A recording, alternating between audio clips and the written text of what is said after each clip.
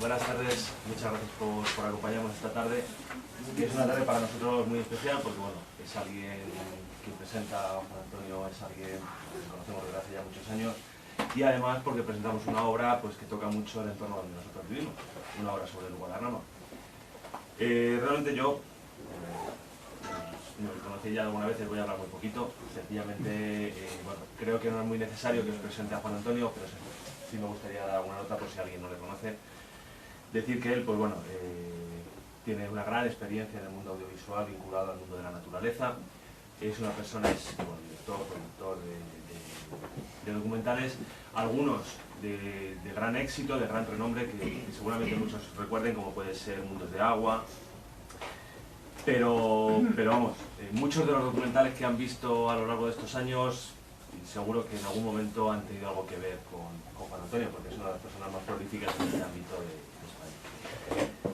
Y hoy, pues bueno, nos viene a presentar una pequeña guía de aves vinculadas al espacio de la Sierra del Guadarrama, que aunque es una pequeña guía, como les digo, es una delicia de guía.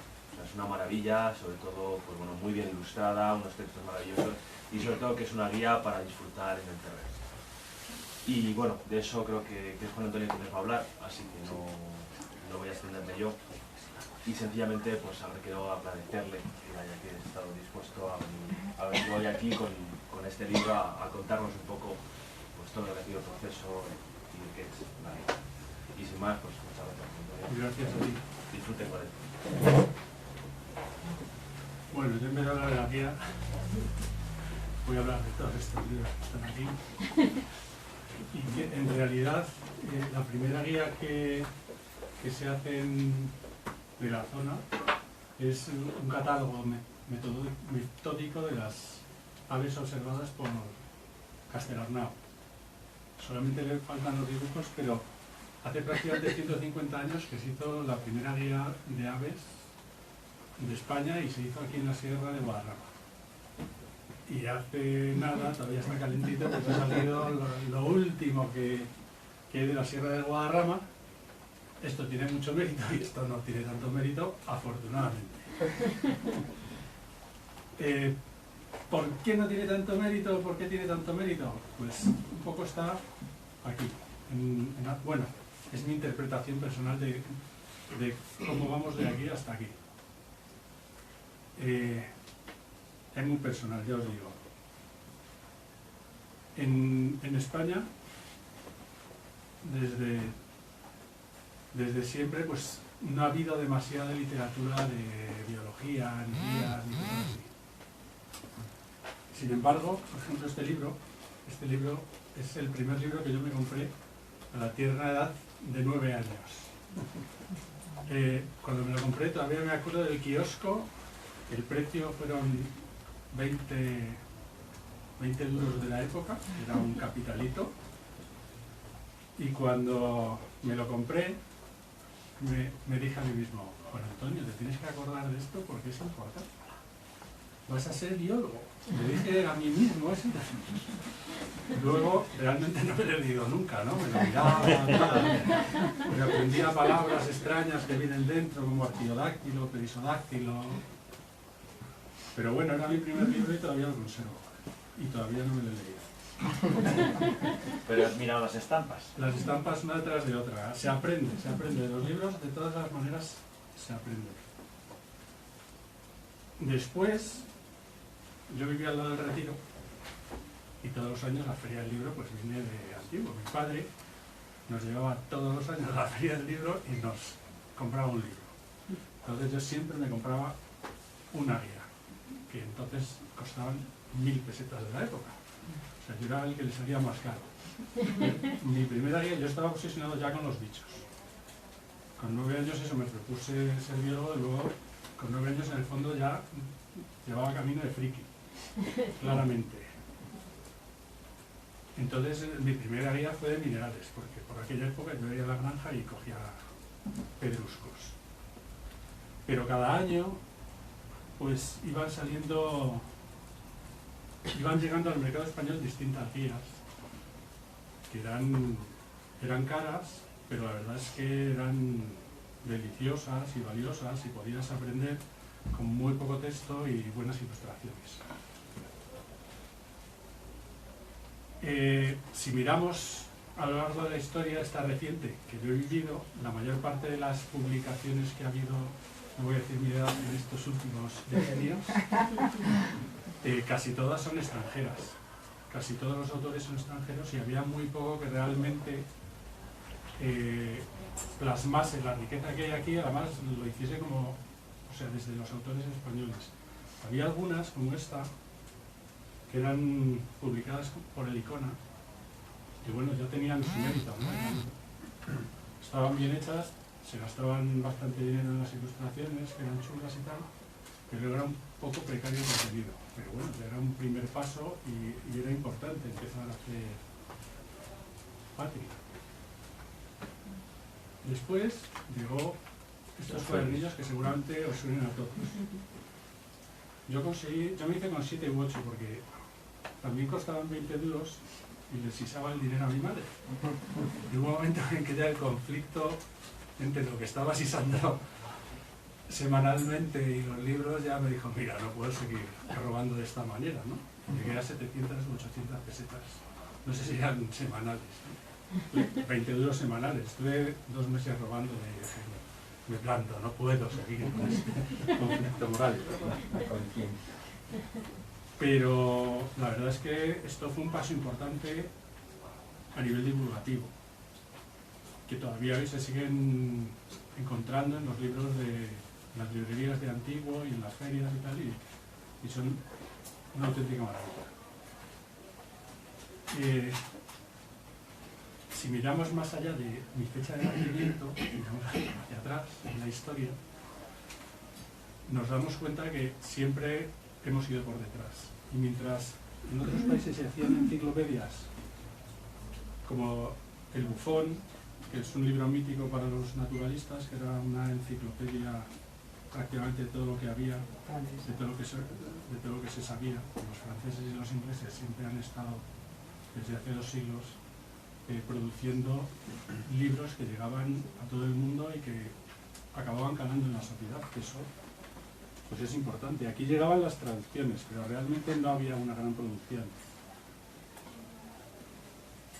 Bufón es de las primeras enciclopedias y corresponde a la ilustración. Después, claro, el mundo anglosajón y el mundo francés sigue produciendo un montón de historias. Y algunas, como Fabre, que sobre todo trabaja con insectos, siguen siendo desde 1900 aproximadamente, finales del siglo XIX, siguen sirviendo como libros porque tienen un valor brutal. Algún colaborador de la serie de documentales que estamos haciendo ahora, su libro de cabecera para trabajar con insectos es lo que descubrió este hombre hace siglo y pico. En el siglo XIX, es cuando efectivamente salen algunos primeros libros o el catálogo este de las aves, que precisamente se hace en la sierra. Tiene un valor especial porque es un catálogo muy exhaustivo que recoge, si no me equivoco, tú lo sabes mejor que yo, 147 especies de aves. Sí, estaba haciendo la cuenta, están por ahí. Y la verdad es que es un hito, ¿no? Un poco la historia de la divulgación española. Esto, claro, recoge cosas que nos hacen pensar, porque hay especies que ya no están en la Sierra de Guadarrama, como el quebrantahuesos, otros libros de gente que venía por aquí en plan naturalista, y lo recoge, por ejemplo, este otro libro. Habla de los quebrantahuesos que había por la zona y cómo el duque, Leopoldo, no sé si era de Austria, pero era un naturalista. Entonces los naturalistas llevaban rifles y lo que hacían era recolectar. Y vino a recolectar, entonces se llevó unas cuantas águilas reales, no sé si llevaría imperiales, y cita cómo intentó cazar el quebrantahuesos por encima del Escorial. Hay citas muy curiosas que nos atañen a la sierra. Otro libro que a mí me gusta mucho, que para mí es una joyita, que también demuestra lo rápido que van en unos sitios y lo que nos está costando y lo que nos ha costado, aunque ya estamos más cerca en temas de innovación, es esta guía inglesa de los años 20. Es una guía inglesa que en España sería inimaginable y que todavía hoy puede ser chocante, porque es una guía de nidos y huevos de Inglaterra, que tiene ya fotografías en aquella época, o sea, es una auténtica maravilla.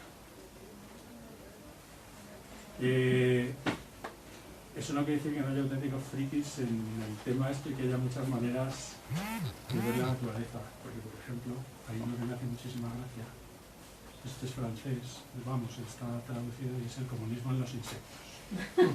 Y es de los años 20, ¿no? Que es una manera, en ese momento, claro, era socialmente, se impregna todo de la cultura, del momento, de las vivencias, y es una manera de verlo. También hay otros españoles como Criaturas de Dios de los años 60, que claro, cada uno tiene, son interpretaciones que no dejan de ser muy curiosas.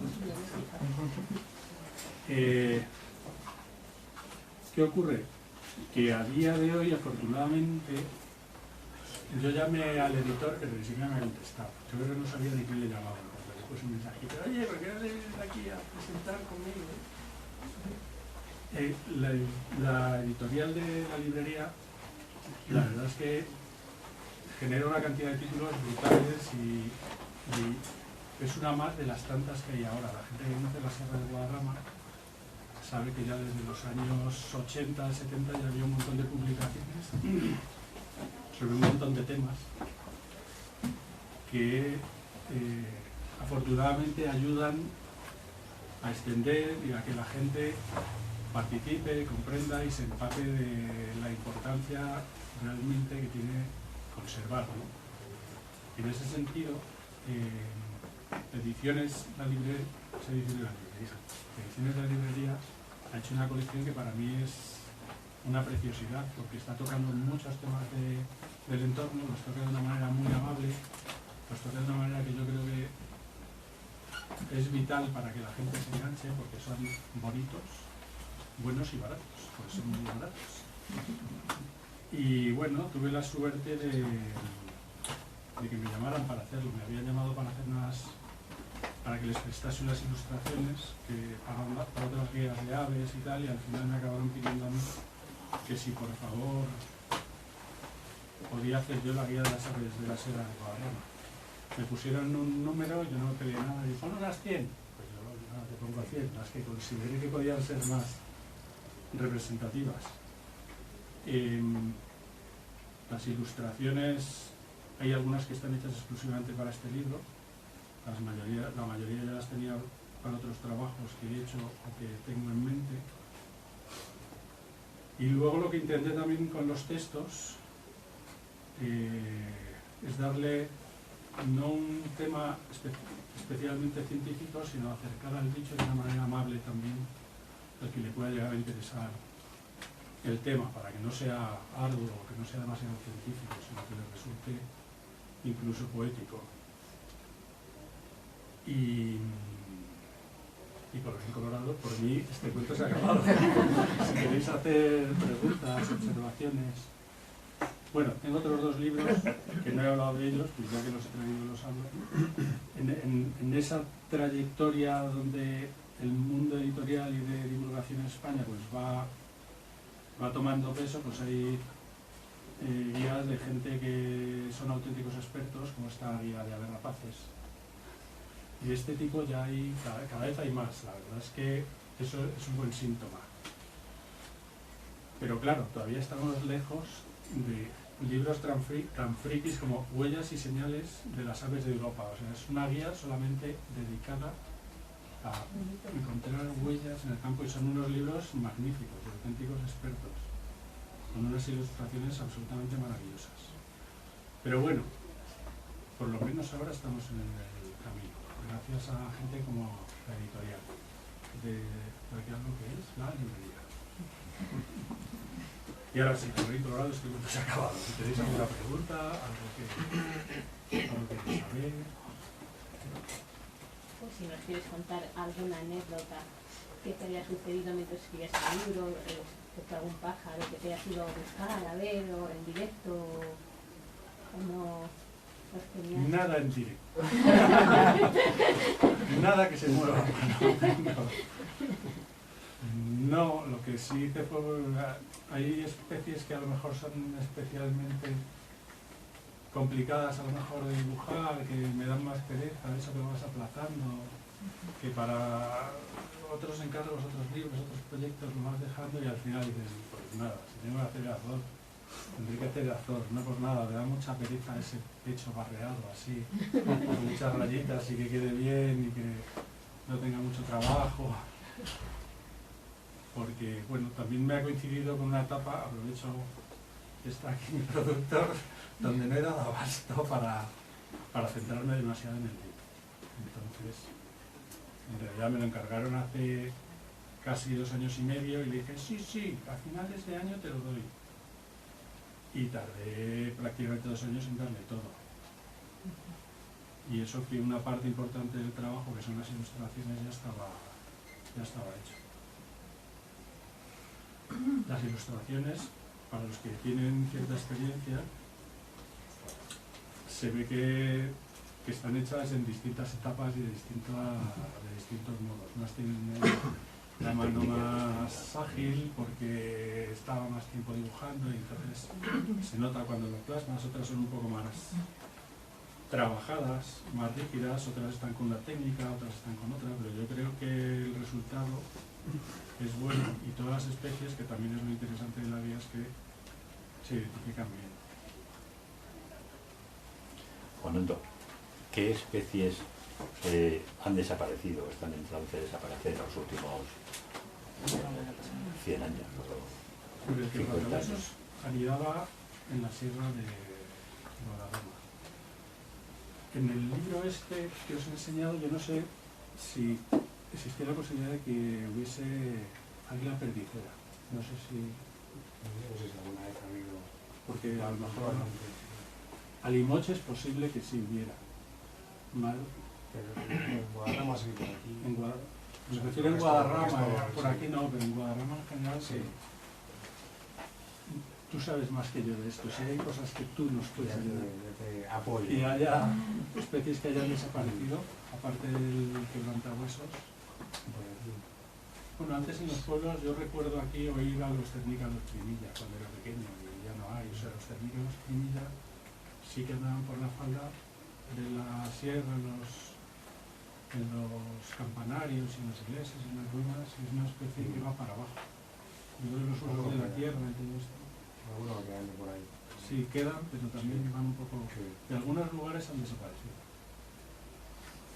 ¿Hay diferencia en las dos vertientes? Es una buena pregunta. Hombre, hay diferencia, por ejemplo, porque en la otra vertiente, Está muy por poblado. ejemplo, hay más embalses, entonces hay más aves acuáticas. Luego depende, allí hay más sol, entonces en principio también hay especies como algunas currucas y especies pequeñas que son más de zonas más mediterráneas, que están más en la ladera madrileña, más venezolana.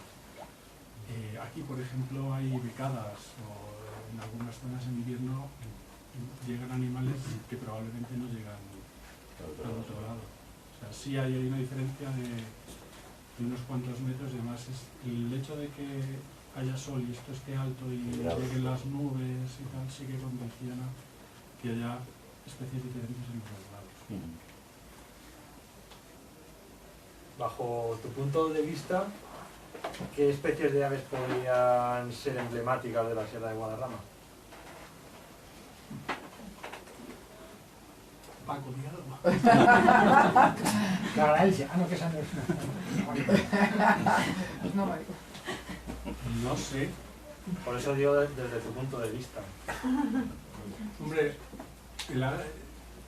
no es el hábitat en teoría idóneo para la águila imperial, pero la águila imperial, no sé, por lo menos en esta zona sí tiene una especial relevancia, ¿no? Que se haya acantonado en la sierra cuando le daban caña en el resto de la zona, que en teoría era el óptimo, ¿no? Las zonas así más abiertas, los encinares y tal, y haya acabado precisamente refugiándose aquí, igual que el buitre negro, quizás sean las más llamativas. El verderón serrano también.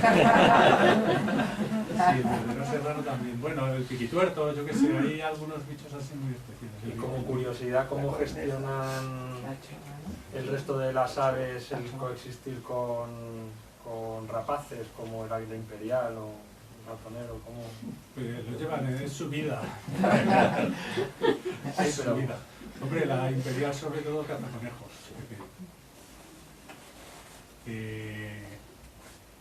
Yo creo que mientras no haya alteraciones externas que decanten o que produzcan cambios que puedan alterarlas, o sea, en principio hay unos términos de equilibrio ecológico inherente al medio que hace que vivan en armonía.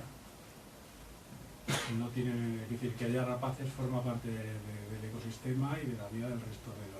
Y el hecho de que tengan que nidificar en zonas tan reducidas o acotadas por el acoso humano y demás, no interfiere, o sea, el espacio de nidificación de unos no interfiere en el espacio de nidificación con otros. Pues yo no sé si ese tema se ha estudiado adecuadamente. No lo sé, los bichos se adaptan. Es decir, los pinarillos, yo supongo que antes todo el pie de la sierra era un bosque de robles y de pinos y tal, donde debía haber muchos más lugares para nidificar, pero ahora te das una vuelta por cualquiera de los pinarillos que salpican la sierra y más o menos sí está concentrado y hay nidos de rapaces, pero bueno, cada uno hace lo suyo y no creo que alteren, además llevan así, no sé si cientos de años, pero sí muchos años, con el ecosistema alterado, entre comillas, entonces ya tiene su equilibrio, supongo. Pero vamos, eso en todo el entorno mediterráneo. Has comentado que el quebrantahuesos desapareció a causa de la presión que se ejercía sobre él y tal, ¿no? Y respecto a las otras especies, desde que se declaró parque, ¿ha habido una mejora? ¿Se ha aumentado el número de especies? Yo, desde que se declaró parque no, pero desde que ha habido un cambio de sensibilidad y dejaron de pagarse, es que hace no tanto tiempo se pagaba, bueno, cada vez más tiempo. Cuando yo era pequeño sí que se pagaba todavía por cabezas y por garras y se envenenaba el campo. Ahora mismo, desde que nos hemos vuelto, en los últimos 30 años la cosa ha cambiado de una manera radical. Entonces hay mucha más conciencia, se invierte en protección, la sociedad exige protección. Otra cosa es que luego haya conflictos entre queremos proteger esta especie, pero queremos urbanizar, queremos no sé qué. Pero, por ejemplo, el águila imperial, que aquí tenemos una experta en águila imperial, ha pegado un subidón. No sé, claro, si eso va a seguir así, si se va a mantener o de repente puede volver a caer, pero yo creo en términos generales se ha estabilizado por lo menos algunas historias. Sí, pero eso, ha habido especies que se han recuperado, o sea, que no que se han recuperado, o sea, que habían desaparecido y que se han vuelto a introducir, se han vuelto a valorizar el territorio o bueno, no sé, no sé Yo si hay, creo sabéis que no que soy de tanto- aquí, si han habido programas de reintroducción de Yo ciertas creo de especies. reintroducción no, pero sí es verdad, por ejemplo, que los buitres negros que estaban acantonados en distintos sitios, pues las colonias han crecido y se han dispersado por el norte. Que el águila imperial que estaba en determinados sitios y había un número reducido de nidos, se ha ido expandiendo y también ha ido hacia el norte, hacia el este y hacia todos los lados. Pero eso, al mismo tiempo eso ha ocurrido, pero los cernícaros de Pinilla, que estaban mucho más extendidos por lo menos, al menos por esta ladera, pues ahora hay mucho menos. Tampoco, eso tendrá que ver con los cambios de uso de la tierra, con los, no sé. ¿Y a todas las has visto? ¿A todas las especies que están aquí?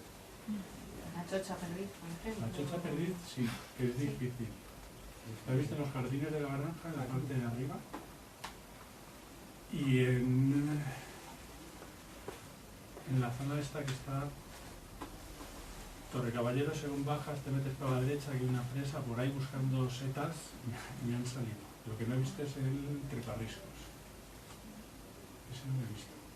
Que la literatura lo dice continuamente, Es complicado. pero que levante la mano alguien que lo haya visto por aquí. No es fácil. Perdón, hay una parte importante de nuestra sociedad que le interesa el mundo de las aves. De nuestra sociedad occidental, sí. De nuestra Sí. sociedad española, no tanto, pero cada vez más. Es Sí. decir, yo creo que el turismo asociado con naturaleza, yo creo que nos hemos vuelto una sociedad mucho más urbanita y las necesidades de esa sociedad sí que la gente tiene más sensibilidad, reivindica ciertas cosas, pero en España vamos muy por detrás. Por ejemplo, en Francia, en Inglaterra, en Alemania, en Estados Unidos, en todos los países más avanzados sí que hay un mercado muy importante de mirapájaros, de coches. Y en España se está intentando potenciar desde distintas administraciones y, por ejemplo, en Monfragüe, en Extremadura, hay una feria relativamente importante donde intentan atender esa demanda. Y dentro de España, en los últimos años, también se está generando un movimiento donde ayuda un poco, por ejemplo, a que la gente se quede en los pueblos, que se mueva un poco de dinerín en zonas deprimidas, que es lo de ir a hacer fotos de aves, que se está extendiendo y que realmente está funcionando. Y eso se está extendiéndose por todo lo que he dicho.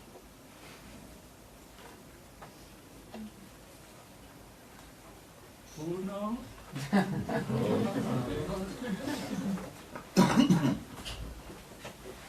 ¿De las tres?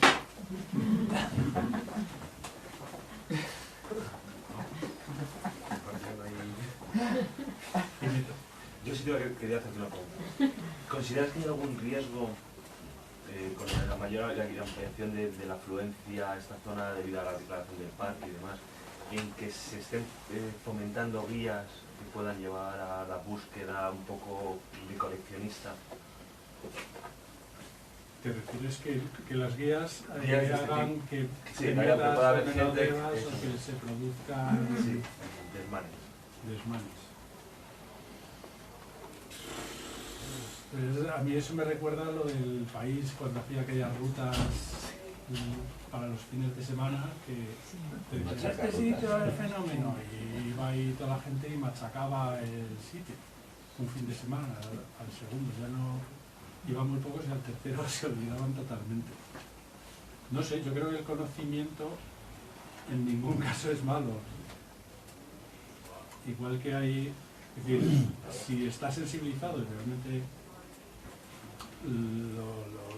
te llama y te lo compras y lo ves estas u otras días, en realidad yo creo que te asegura hasta cierto punto que la gente ya tiene criterio, conocimientos como para conservar. Yo no creo que en ningún caso hacer libros de divulgación sea malo o pueda ser contraproducente. Creo que debería haber más y mejores, y además explicar la preocupación que tú tienes, es decir, cómo se tiene que comportar alguien en el campo, cuál es la manera de hacer fotografía, cómo te tienes que mover en el entorno.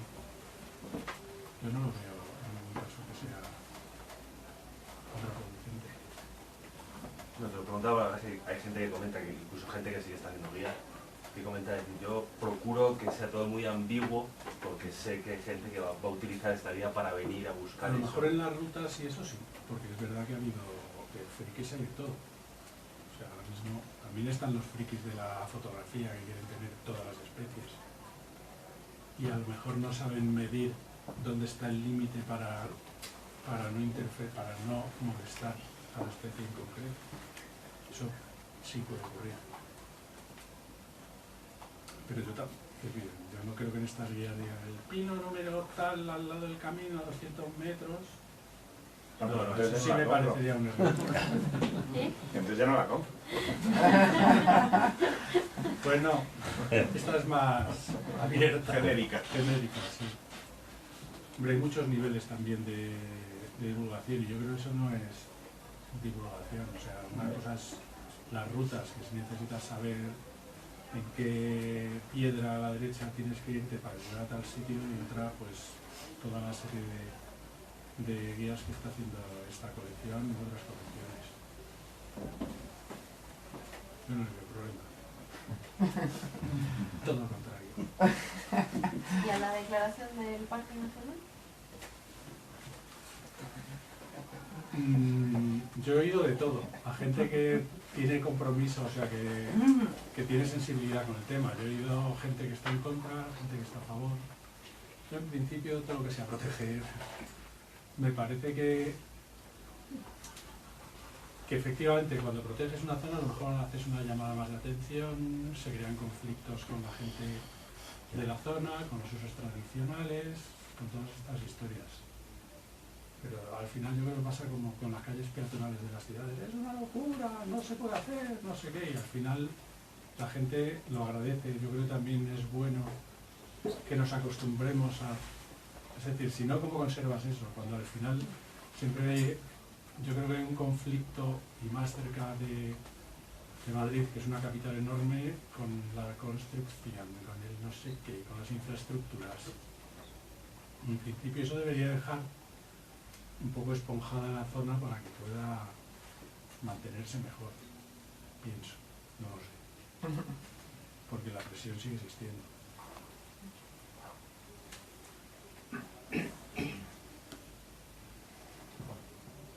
Pues si no hay nadie más que quiera preguntar, sencillamente, pues, muchas gracias. Y estoy seguro que estarás encantado de dedicar libros a quien quiera. Es lo que más me apetecía. Muchísimas Gracias a vosotros.